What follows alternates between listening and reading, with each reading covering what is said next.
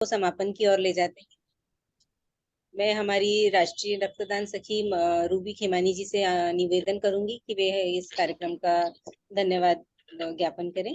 Ruby जी। बहुत late हो गया है, 7 बजने को है, इसीलिए जो सखियां यहाँ उपस्थित हैं हम उनके व्यू नहीं ले पा रहे हैं। पर सबसे अनुरोध करूंगी, आपको जो भी लिखना हो आप ग्रुप में लिख सकते हैं, नेत्रदान ग्रुप में लिख सकते हैं, या हमारे सखियों तक अपने व्यू पहुंचा सकते हैं कि आप लोगों को ये नेत्रदान पकौड़ा कैसा लगा, क्या रहा। तो आप देंगी तो हमें बहुत अच्छा लगेगा। या आप लोगों की कोई एक्सपीरियंस है या कोई सुझाव है या कोई कमी रह गई है, सभी का बहुत बहुत तहे दिल से स्वागत है। नीरा जी हेलो। रूबी जी। जी मीरा हाँ दीदी है। नीरा जी का ले लेते हैं लास्ट। नीरा जी आप बनी हुई हैं? हाँ, नीरा जी थी अभी। हाँ है। जी शुरू से बनी हुई है। मैं हूँ। जी दीदी, जी दीदी बहुत बहुत आप आभार दीदी, आप जो शुरू से बने हुए हैं हमारे साथ में। गाड़ी नहीं में नहीं, चलते सारे और बने हुए मैं भी तो हैं। दरअसल अचंभित हूँ, इतना ढेर सारा काम और उसको इतनी सिस्टमेटिक तरीके से किस तरह से आप लोग सखियां और आपकी सुशीला जी आप स्वयं हो, और किस तरह से जो चीज मैं लर्न विद फन में सिखाना चाहती थी वो आपने पूरा इसे ही कर रखा है।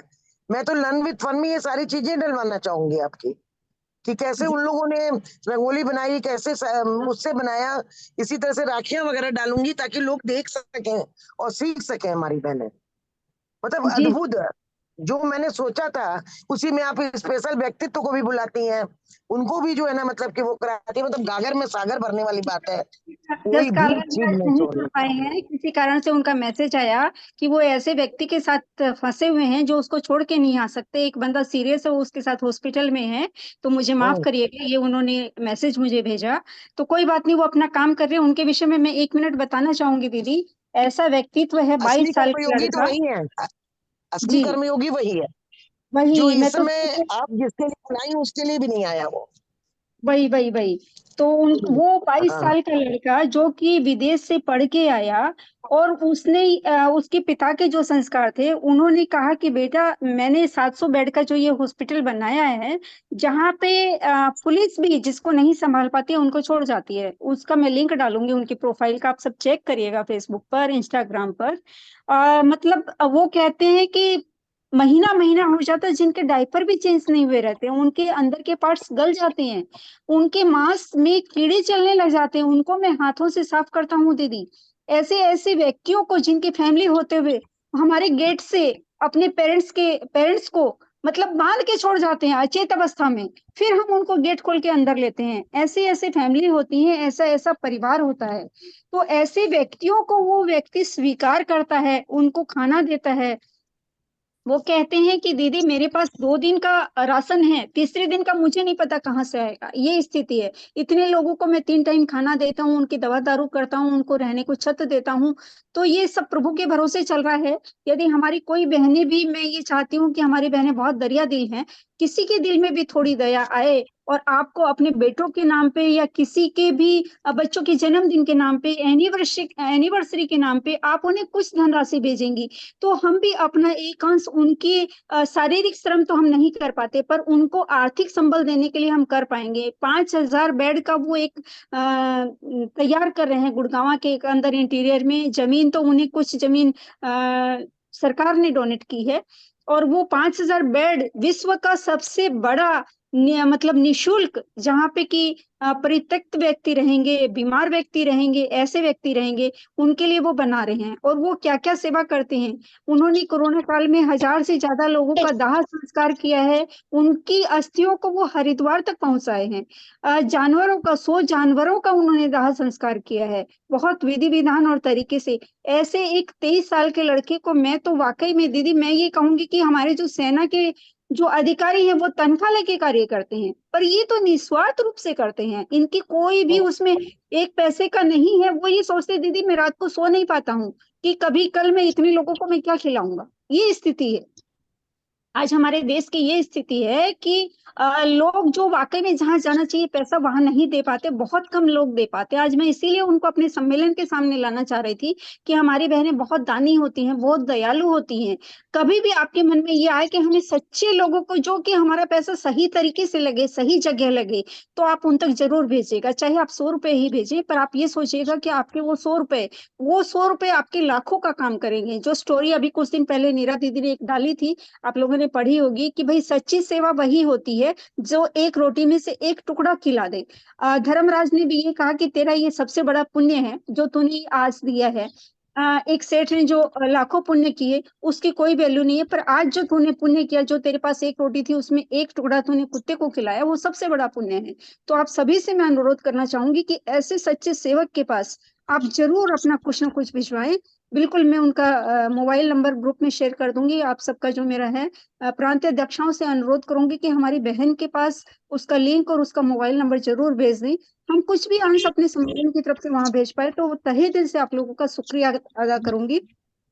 जो भी आप वहां भेजें सुशीला जी, उसको आप जरूर सुशीला जी। जी, जसराज जी के विषय में आप जो है ना मेरे को पूरा आर्टिकल दीजिएगा, मैं न्यूज पेपर अपनी मैगजीन में डालूंगी, पत्रिका में, जी और उनका बिल्कुल, फोन नंबर के साथ, जी बिल्कुल बिल्कुल दे दूंगी। सम्मान पत्र तो कल आपने डाल ताकि ही दिया है, उसके द्वारा बहुत लोगों तक कर दूंगी। पहुंचेगा। हाँ, वो भी कर दूंगी और उनकी मैं पूरी डिटेल आपको दे दूंगी। बहुत बहुत धन्यवाद नीरज जी। बिल्कुल बिल्कुल। हाँ, नीरज जी आज आप तो कार्यक्रम ही इतना सुंदर कर रही हैं। हमारी नीरा और दीदी उनका सम्मान पत्र आज पढ़ने वाली थी, पर वो है ही नहीं। तो चलिए ठीक है, उसमें टाइम नहीं लगाते हैं। और वो हमने हर बहन के पास पहुंचा दिया। फिर हम एक बार और डाल देंगे, सभी प्रांतीय अध्यक्षाएं अपनी शाखाओं तक पहुंचा दें, और मोबाइल नंबर भी हम साथ में अटैच करके डाल देंगे उसको। हाँ, एकदम एकदम, बाप रे बाप, आप कैसे सोती भी हैं कि नहीं है आप लोग, आप और आपकी सखियां, ये खाली जागती रहती हैं। दीदी, आपने कहा है कि टाइम कम है और चलना 100 कदम है, तो हम यही सोच रहे हैं कि हमारे हाथ में जितने महीने बचे हैं उनको हम तन मन धन लगा के, ये टाइम फिर मौका नहीं मिलेगा, इसको हम फुलफिल कर जाए, और आने वाली जो भी प्रकल्प प्रमुख रहे उसके लिए एक टाइमलाइन खींच जाए कि भाई आपको इससे बेटर करना है, हमारे सम्मेलन को और शिखर तक पहुंचाना है। बस यही हमारा एक मकसद रहता बिल्कुल है कि बिल्कुल हमारे बिल्कुल हमसे बिल्कुल। जितना हो पाए हम उसको अधिक से अधिक कर पाए। और बस 5 मिनट। मैं तो अपनी जो है ना संगठन की व्यक्ति हूँ, मुझे संगठन करना ही ज्यादा अच्छा लगता है, कि बहनों को संगठित करूंगी तभी आप लोग उस पे एप्लीकेशन कर सकेंगे प्रकल्प का। तो मेरा बिल्कुल फील्ड जरा सा अलग है तो सुशीला जी, लेकिन आपके कार्यों को सैल्यूट करती हूँ, सैल्यूट करती हूँ। बहुत बहुत धन्यवाद नीरज जी, आपने इतना कीमती समय हमें दिया और हमारे सभी प्रतिभागियों को इतना उत्साहित किया। तो बहुत बहुत धन्यवाद। तो अब कार्यक्रम को समापन की ओर ले जाते हैं और धन्यवाद ज्ञापन के लिए रूबी जी को आमंत्रित करती हूँ। रूबी जी। जी, मेरी आवाज आ रही है पूनम जी? जी आ रही है। जी जी जी।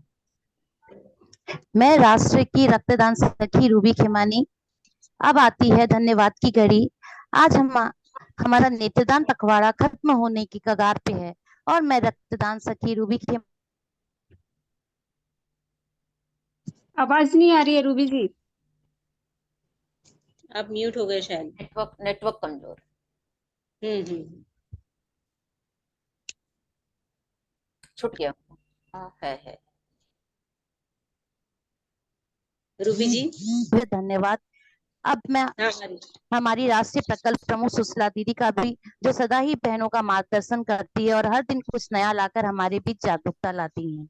अब मैं धन्यवाद देना चाहूंगी हमारे मुख्य अतिथि डॉक्टर राहुल पांडे जी, जो consultant technical NPCBVI MOHSW new Delhi से हैं, और जो जस कालरा, जो president of earth saviours foundation in Gurugram India, जो किसी कारणवश अनुपस्थित रहे, उनको भी धन्यवाद।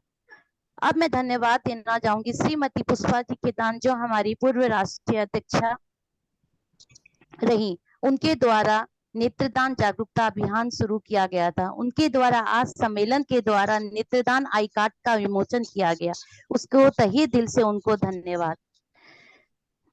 अब मैं धन्यवाद देना चाहूंगी हमारे सारे जजेस, जो हमारे सभी प्रतियोगिताओं के विजेताओं का नाम निकाले, उनको तहे दिल से धन्यवाद। अंत में धन्यवाद देना चाहूंगी हमारी नेत्रदान सखी पूनम जी, जिन्होंने इतने सुंदर तरीके से नेत्रदान पखवाड़े को लिया। हमारी अंगदान सखी मधु जी, जिन्होंने इतने सुंदर तरीके से क्विज खिलाया, हमारी मीडिया प्रभारी अंजुल जी, इतने सुंदर तरीके से गणेश वंदना और प्रार्थना से जूम सभागार को शुद्ध किया, हमारी देहदान सखी राजकुमारी जी, सबका धन्यवाद करती हूँ, जिनके बिना यह कार्यक्रम होना मुश्किल है। अब मैं धन्यवाद देना चाहूंगी नीरा जी, रूपा जी, संध्या जी, सुशीला जी और संगीता जी को, जिन्होंने सर्टिफिकेट डिस्ट्रीब्यूशन कर कर हमारा मान बनाया, और परोक्ष और अपरोक्ष रूप से उपस्थित सभी बहनों और भाइयों को धन्यवाद करना चाहूंगी। धन्यवाद देना चाहूंगी तुलिका जी को, जिन्होंने जूम की सुविधा करवाई। मैं आज के लिए धन्यवाद देना चाहती हूँ कि ये 100 का जो जूम लिंक था उन्होंने उसको अचानक 500 का कर दिया और हमारी बहनें उपस्थित हो पाई। ये जो उन्होंने किया, इसके लिए वाकई में मैं तहे दिल से शुक्रिया अदा करती हूँ। कल मैंने उनसे कंफर्म किया था नीरा दीदी कि 500 का है ना, और उन्होंने कंफर्म करके ये बताया था। 10 तारीख तक वो एलिजिबल था, उन्होंने ध्यान नहीं दिया कि आज 10 की जगह 12 हो गया है। उनके बेटे से पूछा जब अभी, तो उनको पता लगा कि 10 तारीख तक एलिजिबल था, वो कंफ्यूजन रह गया। वो भी मुझे बोला कि मैं सुबह आपको बताऊंगी, परसों मैंने उनको बोला था, काम में व्यस्त होगी भूल गई होगी वो आज।